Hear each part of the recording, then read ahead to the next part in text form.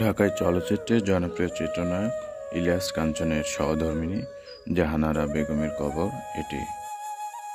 হে নয়ন সম্মুখে তুমি নাই, নয়নের মাঝখানে নিয়েছ যে ঠাঁই। 1993 সালের 22 অক্টোবর স্বামী ইলিয়াস কাঞ্চনের বান্দরবানে শুটিং দেখতে যাওয়ার পথে চট্টগ্রামের পটিয়া গাছবাড়িয়া নামক জায়গায় বিপরীত দিক থেকে আসা ট্রাকের ধাক্কায় মারাত্মকভাবে আহত হন। পরে হাসপাতালে নেওয়ার পথে মারা যান।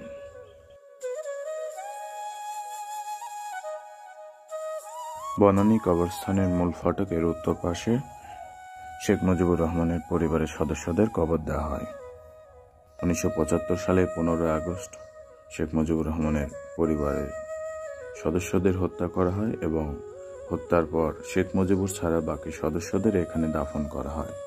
রাষ্ট্রপতি জিল্লুর রহমান ও আইভি রহমান এই কবরে চিরনিদ্রায় শায়িত আছেন।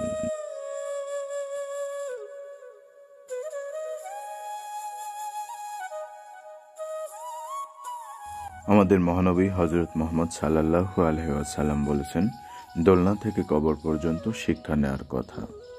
কবর থেকে আমাদের অনেক কিছু শিক্ষা নেয়ার আছে।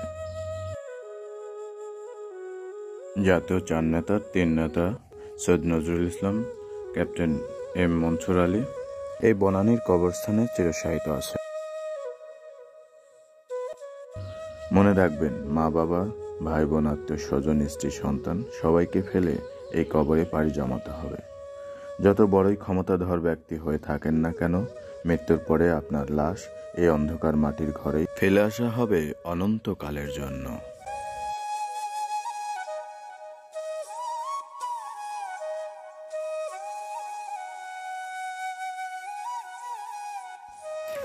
বাংলাদেশের বেশিরভাগ ধনীদেরই শেষ ঠিকানা এই বনানী কবরস্থান, যে কবরস্থানে এক একটি কবর দিতেই লাগে 1 থেকে 1.5 কোটি টাকা।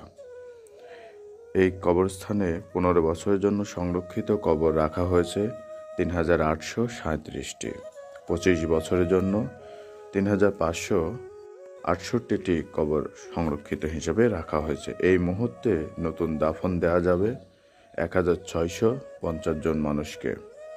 ঢাকা শহরের ধনী লোকদের শেষ ঠিকানা হয় এই বনানী কবরস্থান। মেয়াদ অনুযায়ী কবরের লাশ দাফন করা হয়। লক্ষ কোটি টাকা দিয়ে এই কবরগুলো সংরক্ষণ করতে হয়।